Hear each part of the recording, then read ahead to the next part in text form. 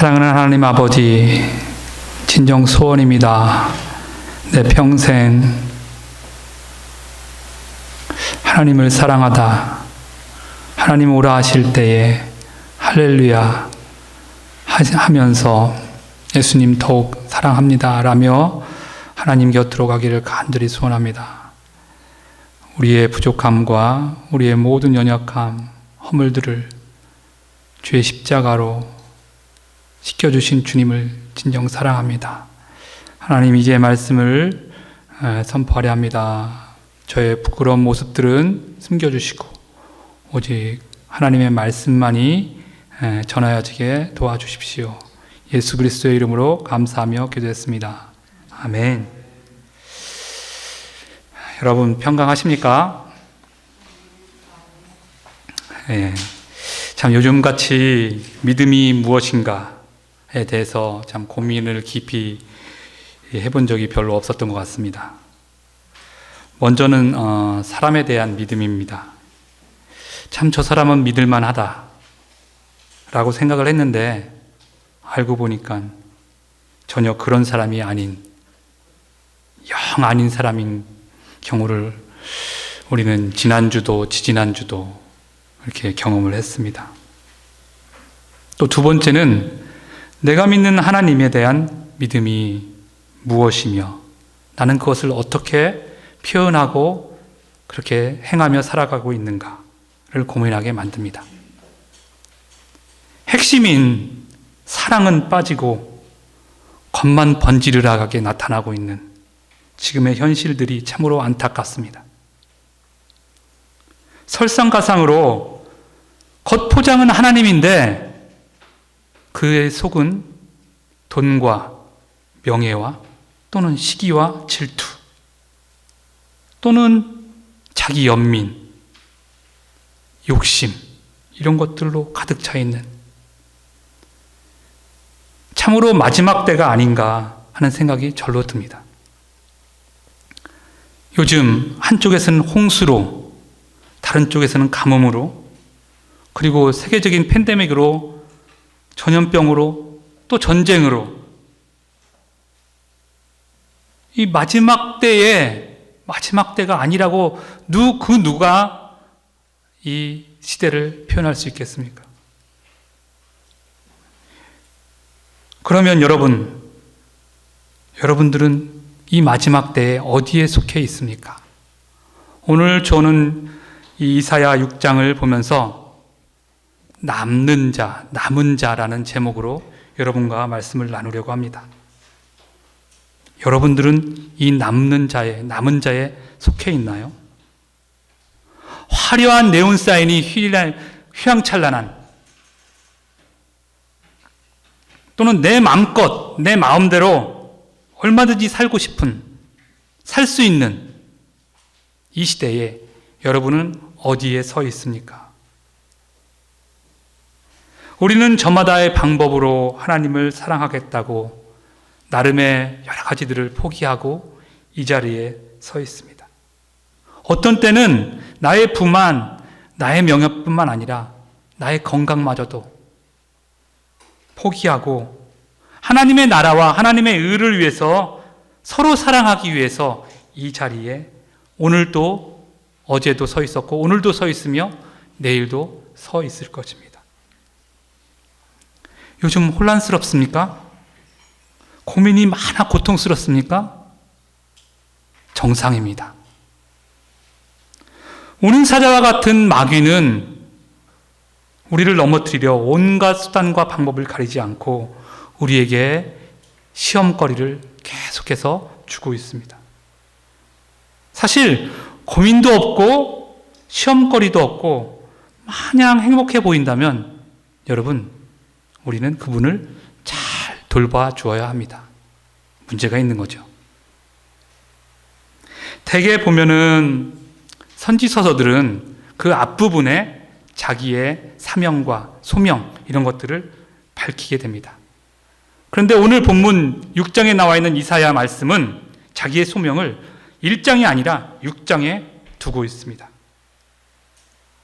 왜 그럴까요? 왜 이러한 특징이 이 이사야 본문에는 있을까요? 그것은 유대에 내려진 지금 형벌이, 하나님의 징벌이 너무도 너무도 커서 그 문제를 먼저 부각시켜 놓고 그 다음에 자신의 그 소명을 오늘 6장에 소개하고 있다고 봅니다. 이사야 이 6장은 세 가지의 이상, 비전이라고 하죠. 비전이라고도 하죠. 세 가지의 이상이 여기에 쓰여져 있습니다. 먼저는 하나님의 모습. 우리가 오늘 찬양에도 불렀었고 우리가 읽었던 이 하나님의 모습이 어떠한가. 그 하나님의 모습에 투영된, 그 두 번째로는 그 하나님의 모습을 통하여 투영된 나의 모습, 나의 현주소는 무엇인가 하는 이상이 있었고요. 마지막으로 그 죄성과 죄사함을 받고 내가 어떻게 부르심을 받았는가, 나는 어떻게 반응을 해야 되는가, 나에게 주어진 사명은 무엇인가 하는 이 세 부분으로 나눠집니다. 하나님의 이상, 나의 본성, 그리고 나의 부르심. 이스라엘이 스스로 하나님에게서 점점 멀어져 갔습니다. 하지만 반대로 이사야 선지자는 하나님의 그 부르심에 자기가 자원해서 나아가게 됩니다. 사실 이사야는 그 위로 따져보면 왕족이었습니다. 자기가 부와 명예를 얼마든지 누릴 수 있었습니다. 그럼에도 그 모든 것을 다 내려놓고 목숨까지 걸고 하나님의 부르심에 응답합니다.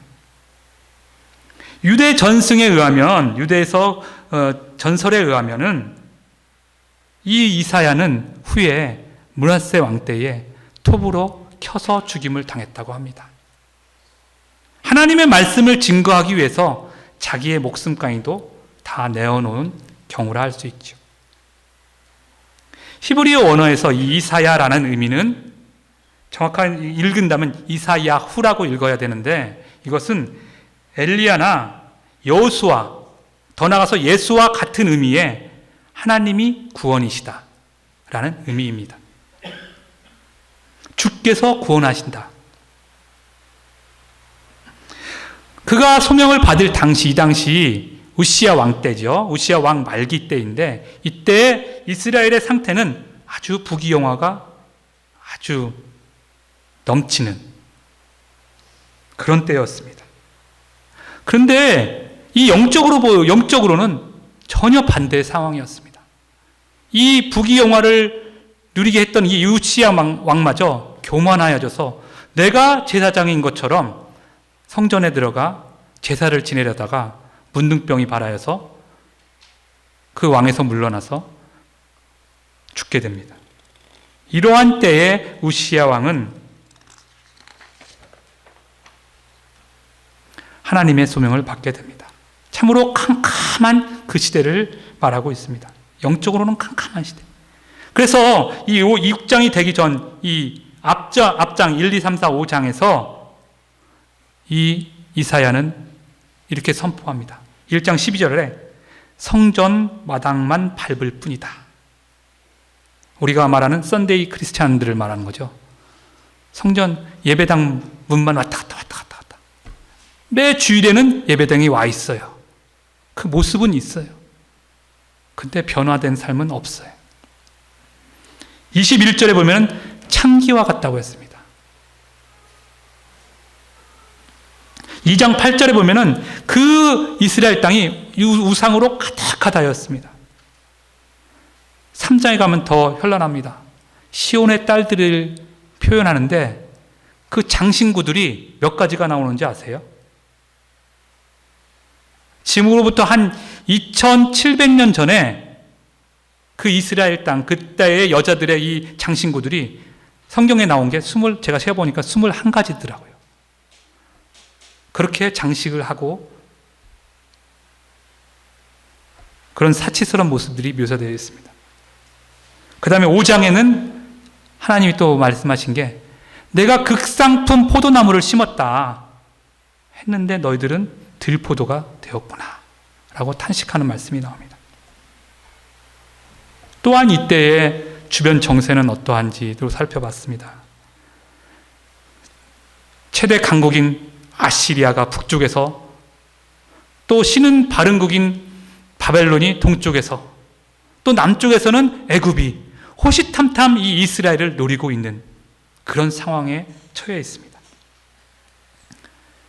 이렇게 보면은 지금 우리나라와 비슷하지 않습니까?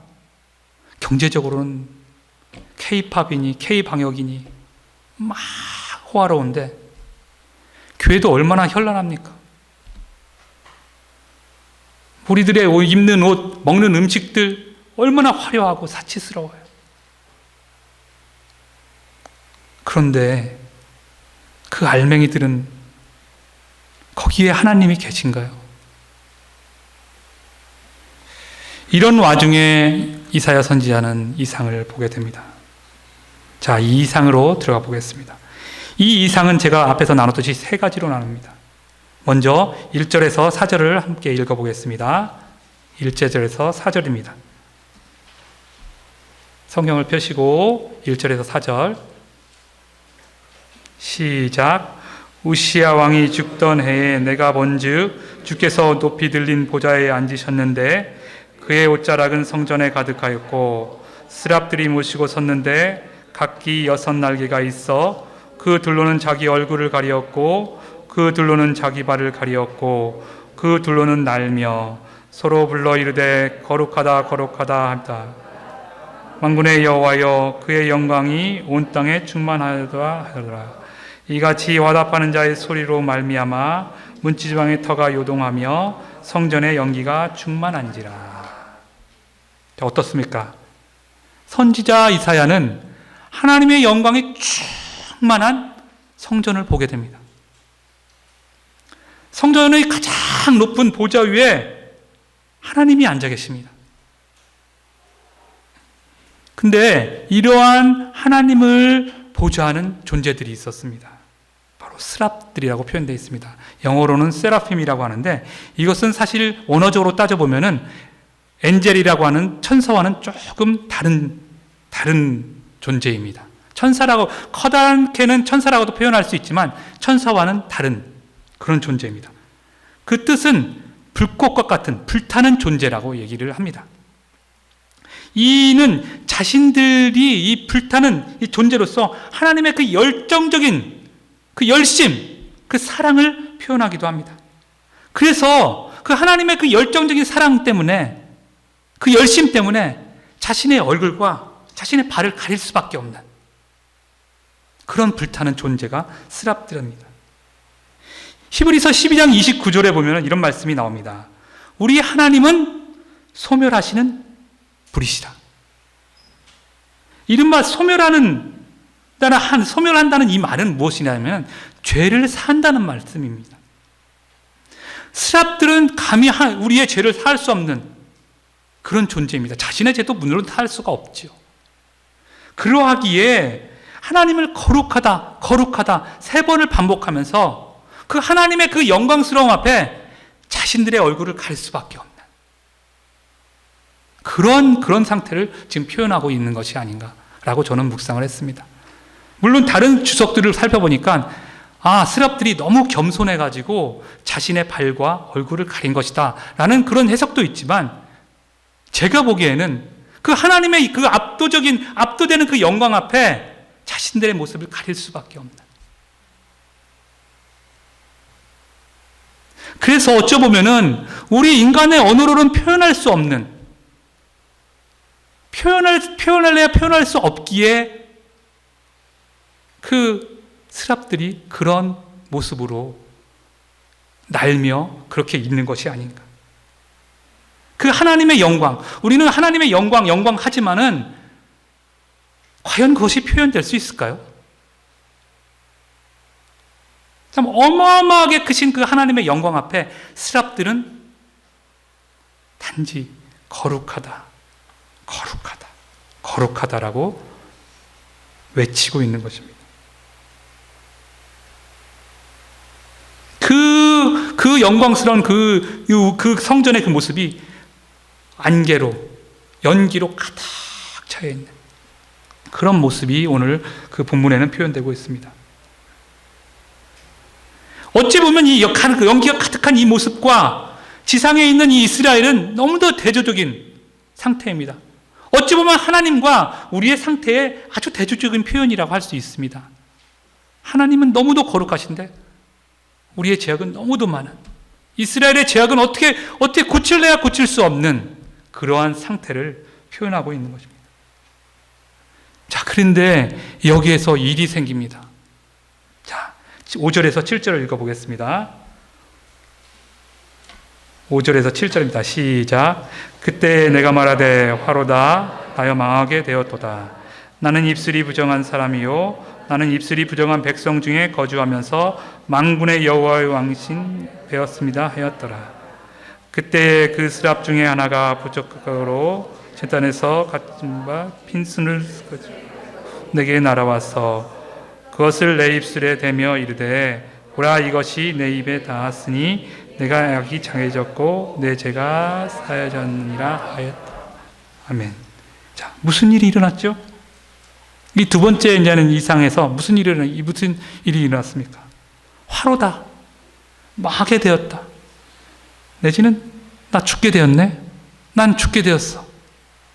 이 절망하는 선지자 이사야의 탄식입니다.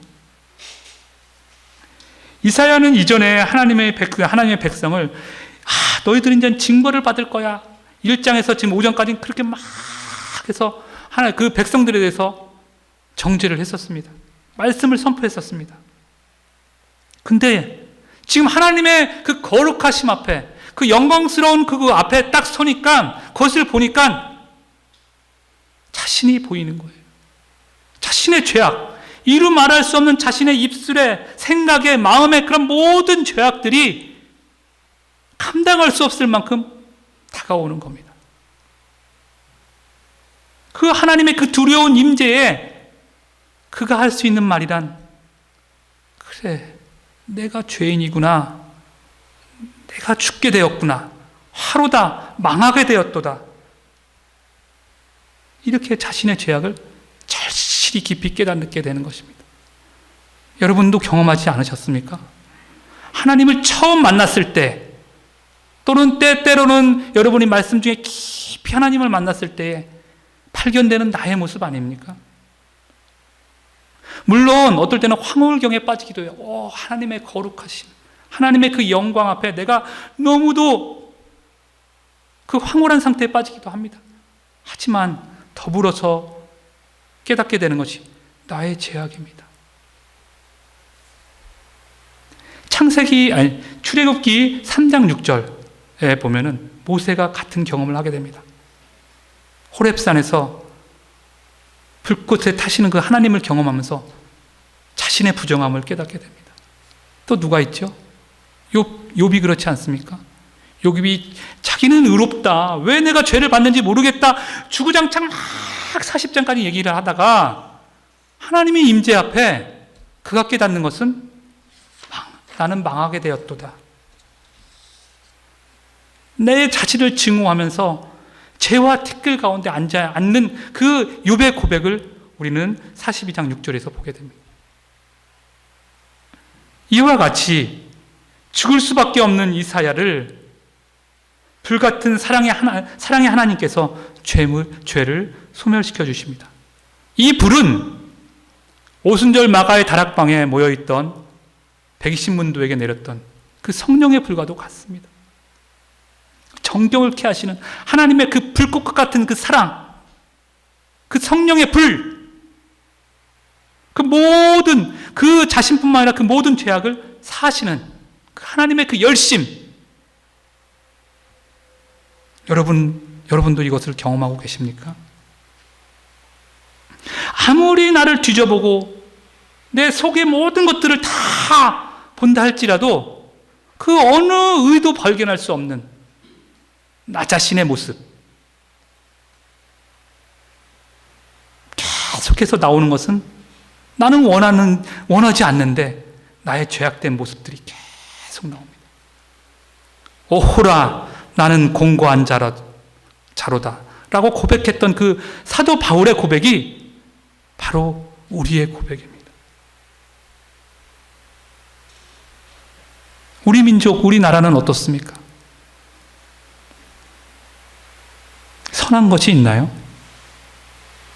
이 진리 앞에, 나는 죄인이다 하는 이 진리 앞에 우리는 예수 그리스도를 만나야 합니다.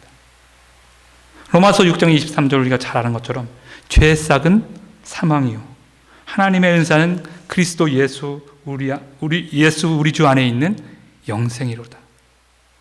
오직 예수 그리스도만이 우리를 살리시는 분이십니다. 아멘. 네, 세 번째 이상을 보게 됩니다. 8절에서 10절을 읽어보겠습니다. 8절 시작. 내가 또 주의 목소리를 들으니 주께서 이르시되 내가 누구를 보내며 누가 우리를 위하여 갈고 하시니 그때 내가 이르되 내가 여기 있나이다 나를 보내소서 하였더니 여호와께서 이르시되 가서 이 백성에게 이르기를 너희가 들어도 깨닫지 못할 것이요 보기는 보아도 알지 못하리라 하며 이 백성의 마음을 둔하게 하며 그들의 귀를 막히게 하고 눈을 감기게 하라. 염려하건대 그들이 눈으로 보고 귀로 듣고 마음으로 깨닫고 다시 돌아와 고침을 받을까 하노라 하시기로. 엄청난 변화가 일어납니다. 무엇입니까? 죄사함을 받게 됩니다. 이사야의 어떤 선함이 아닌 하나님의 온전하신 은혜로 죄사함을 받게 됩니다. 그러자 이 죄사함을 받게 되자 이 이사야에게서 변화가 일어납니다. 자기 죄악만 보던 이 이사야가 하나님의 음성을 듣게 됩니다. 그리고 그 음성을 깨달아서 결단하게 됩니다. 선지자 이사야가 반응을 하게 되는데요. 하나님이 그럽니다. 내가 누구를 보낼까? 누가 우리를 위해서 보낼까? 잠시 여기서 잠깐 우리는 여기 언어적인 표현에서 또 다른 이면을 또 찾아보기를 원합니다. 이 문장에서 의미심장한 단어의 변화가 있는데요. 처음에는 내가라고 썼어요. 내가 누구를 보낼고 근데 그 다음 문장에서 누가 우리를 위하여 갈고 라고 표현하고 있습니다. 처음에는 단수였는데 뒤에 가서는 복수가 돼요. 그죠? 이거는 마치 창세기 1장에 나온 말씀들과도 같습니다. 처음에 하나님께서 천지를 창조하실 때, 세상을 창조하실 때에 하나님이라는 3인칭 단수를 씁니다. 하지만 뒤에 가서 마지막에 사람을 창조하시면서 하나님은 26절에 어떻게 말씀하시면 우리의 형상을 따라 우리를 빚으십니다. 이것은 하나님의 삼위일체를 말합니다. 한 분이시지만 세 분의 위격이 있는 삼위일체의 비밀들이 또 여기서도 표현된 것이죠. 성경에는 이런 많은 부분들이 있습니다. 그거는 이제 하나의 그 단어적인 표현에서 우리가 한번 찾아본 거고요. 이 하나님의 소망을 들은 이 이사야는 바로 응답을 합니다. 하나님, 제가 여기 있습니다. 저를 보내십시오. 아주 즉각적으로 응답을 합니다. 예전에 한 10여 년이 넘었습니다. 제가 응모한 글이 당선이 돼가지고 이 왕복 비행기 표가 나온 적이 있습니다. 그래가지고 우리 은쌤이랑 동찬이랑 데리고 네팔을 이렇게 간 적이 있었습니다. 그래서 한 2주 정도를 머물렀었는데 그때가 아마 2008년 11월이었던 것 같습니다. 그때 이 네팔의 수도가 카트만두인데 거기에 현지 교회를 방문하게 됐어요. 근데 그날따라 마침 미국 시카고에서 한 목사님이 오셔서 말씀을 증거했었습니다. 그때 증거한 본문이 이거였어요. 내가 여기 있습니다. 내가 가겠습니다. 저도 그때 많이 헷갈렸거든요. 내 믿음은 온데간데 없고 막 그런 아주 혼란한 그런 상태였는데 이 말씀을 받으면서 저 역시 그래요. 하나님, 제가 응답하겠습니다. 라고 하면서 저도 응답했던 기억이 있습니다. 그래서 그때부터인지는 몰라도 이 말씀을 대할 때마다, 이 본문을 대할 때마다 제 마음이 두근두근합니다. 다시 본문으로 돌아가서 부르심과 결단이 이어 바로 사명이 주어집니다. 그런데 이상합니다. 이 사명으로 하나님의 말씀은 계속 선포됩니다. 그리고 사람들은 계속해서 그 말씀을 들어요. 그런데 깨닫지를 못해요. 말씀은 매일 봅니다. 여러분들 말씀 매일 보죠? 그런데 알 수가 없어요. 왜 그럴까요? 우리가 막 인터넷으로 뭐로 책으로 방송으로 매 주일마다 말씀을 듣고 보고 깨달으려고 노력을 합니다. 근데 변화가 없어요. 왜 그럴까요? 죄악으로 가득한 이스라엘도 아마 수백 번 제사를 지내고 수천 번, 수만 번 하나님의 말씀이 선포되는 것을 들었을 거예요. 그런데 가면 갈수록 더 악화가 돼요. 바로 이 세상이 그렇지 않습니까? 우리가 살고 있는 지금 이때가 이렇지 않습니까? 여러분의 상태는 그렇지 않나요? 왜 그래요? 우리는 앞으로 다시 넘어가서 이사야가 변화됐던 그 과정을 다시 보아야 될 것입니다. 하나님의 그 엄청난 영광 가운데 그 이사야 선지자가 깨달은 바, 그것은 자기가 죄인이라는 것이었습니다. 그리고 하나님의 은혜로 성령의 불로 인치심을 받지 않고는 하나님의 말씀을 깨달을 수가 없어요. 하나님의 말씀에 반응할 수가 없어요. 하나님의 말씀대로 살 수가 없는 겁니다. 그렇기 때문에 예수님은 강조하고 또 강조하셨던 말씀이 이거입니다.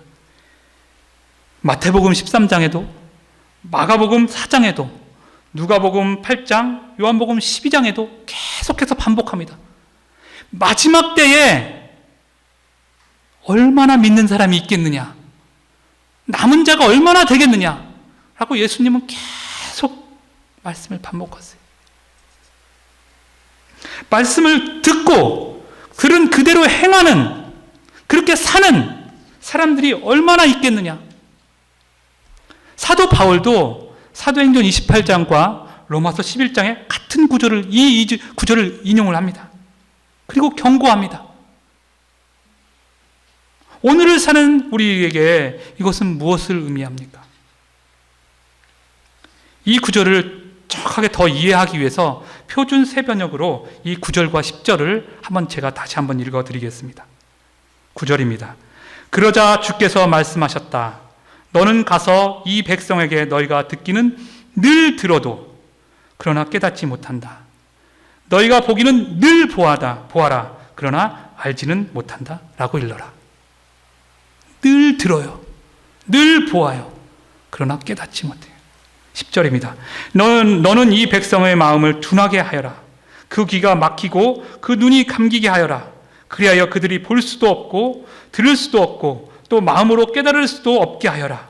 그들이 보고 듣고 깨달았다가 내게로 돌이켜 고침을 받게 될까 걱정이다. 2700년의 얘기지만 지금 바로 오늘의 얘기이기도 합니다. 저는 여기서 두 가지를 깨달았습니다.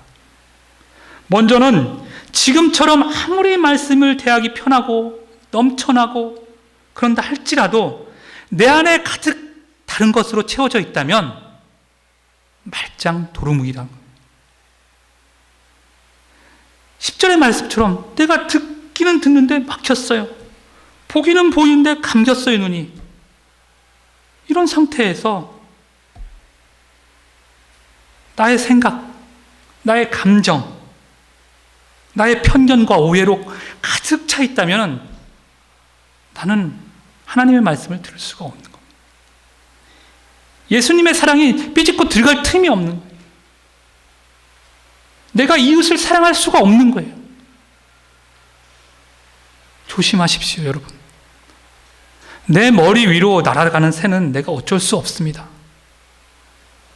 하지만 내 머리에 둥지를 틀려고 하는 그 새는 잡아야 합니다.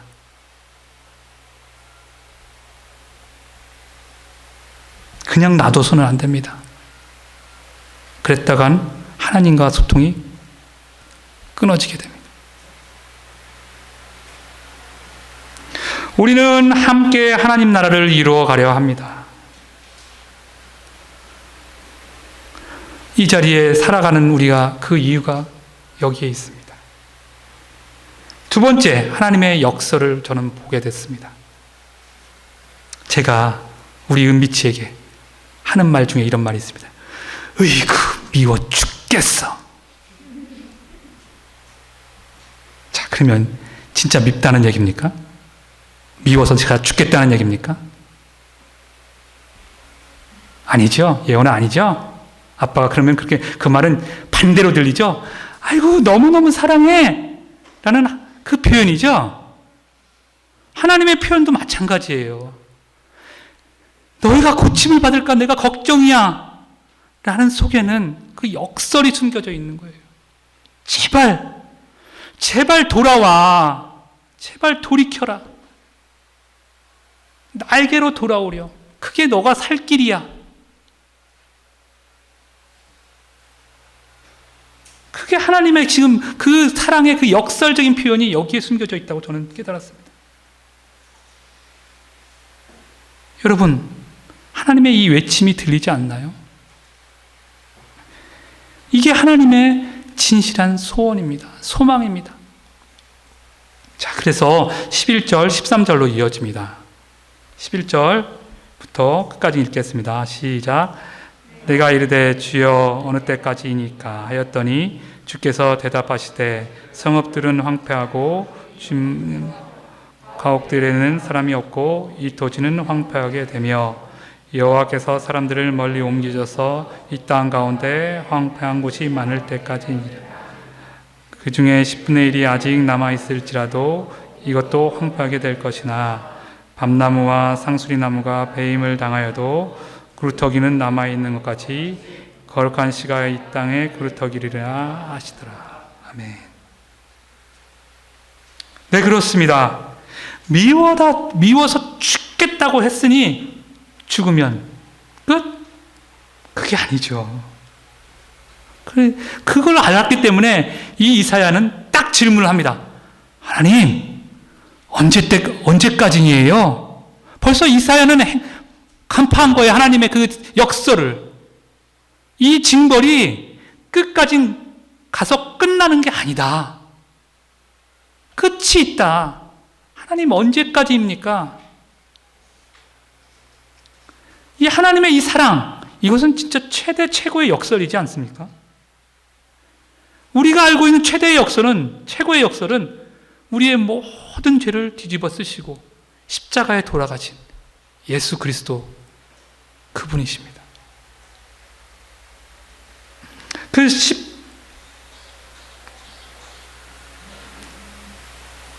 12절에 보면, 13절에 보면은 남아있는 10분의 1의 1마저도 다 먹힘을 당한다, 사라진다라고 했습니다. 그런데 하나님께서 마지막 하나를 남겨놓으십니다. 무엇입니까? 거룩한 씨를 남겨주십니다. 아니, 미워서 죽겠고 망해되게 되었으니까 놔두면 끝나는 건데 왜 하나님은 자꾸 우리에게 미련을 가지시고, 이 남은 자 사상은 성경 전체에 유유하게 흐르고 있습니다. 하나님이 처음에 창조를 하시고 아담과 하와를 만드셨지만 그들이 보여준 것은 하나님을 절망케 했습니다. 그런데 거기에 하나를 남겨놓습니다. 셋을 남겨놓습니다. 그 셋을 통해서 하나님의 그 씨들은, 남은 자는 계속 이어집니다. 그리고 누가 남지요? 노아가 남습니다. 근데 노아 이후에 또 우리는 바벨탑을 짓습니다. 우리는 제각기 우리가 하고 싶은 대로 살아갑니다. 그때 또 누구를 하나를 남은 자로 잡으시죠? 아브라함을 잡습니다. 모든 남자 아기는 다 죽임을 당할 수밖에 없었습니다. 그때 누가 남죠? 모세가 남습니다. 출애굽을 한 모든 20세 이상은 다 죽었습니다. 그때 누가 남죠? 여호수아와 칼렙이 남습니다. 모든 귀족과 모든 아주 화려한 경력의 사람들이 많이 있었습니다. 그때 누가 선택을 받죠? 목동이었던 다윗이 선택을 받습니다. 이렇게 하나님의 남은 씨는 그 명맥을 유지해 갑니다. 포로로 끌려갑니다. 아, 이제 끝났구나. 하지만 하나님은 또 그 희미하지만 보이지 않는 그 가느다란 희망 속에 결국은 예수 그리스도를 우리에게 보내셨습니다. 근데 이 예수님이 마지막 때에 믿는 자를 보겠느냐 하시면서 말씀하십니다. 좁은 문으로 가는 사람들은 아주 적다였습니다. 남은 자가 적다였습니다. 여러분은 남은 자입니까? 말인즉슨 하나님과 소통하고 있나요? 하나님의 말씀을 보고 듣고 깨달아 그 말씀을 따라 애쓰며 살려고 합니까? 왜 그러야 하죠? 왜냐하면 하늘에 있던 성전이 지상으로 내려왔습니다. 솔로몬이 처음으로 그 성전을 지었습니다. 그것이 부서졌다가 스룹바벨과 그 포로들이 돌아와서 다시 성전을 지었습니다. 또 그것이 엉망진창이 됐다가 헤롯이 그 성전을 다시 중수했습니다. 다시 리모델링을 했죠. 근데 AD 70년에 이 성전은 완전히 파괴됩니다. 지금은 없습니다. 어디에 성전이 있습니까? 바로 내 안과 여러분 안에 그 하나님의 성전은 있습니다. 이 성전에는 하나님의 영광이 가득해야 됩니다. 그 스랍들이 외쳤던 것처럼 거룩, 거룩, 거룩. 그래서 우리는 늘 하나님과 소통해야 됩니다. 하나님 말씀에 민감하게 반응을 해야 됩니다. 여러분도 이러한 이사야의 이 경험처럼 여러분의 삶 속에 하나님의 거룩함이 가득하시기를 원하고 또 그 거룩함이 바깥으로 표현되기를 간절히 원합니다. 기도하겠습니다. 하나님 아버지, 참 부족한 자가 하나님의 말씀을 증거하였습니다. 하나님, 모든 것을 사하시는 그 하나님의 능력을 간절히 소원합니다. 시시때때로 우리에게 다가오는 많은 어려움들, 또 우리를 유혹하는 많은 거짓 속삭임들에 하나님 우리를 자유롭게 하시고 하나님의 그 능력으로, 은혜로 우리를 살리시기를 간절히 소원합니다. 이 한 주도 하나님 말씀 따라 삼가하며 살아가는 한 주 되게 하옵소서. 예수 그리스도의 이름으로 감사하며 기도했습니다. 아멘.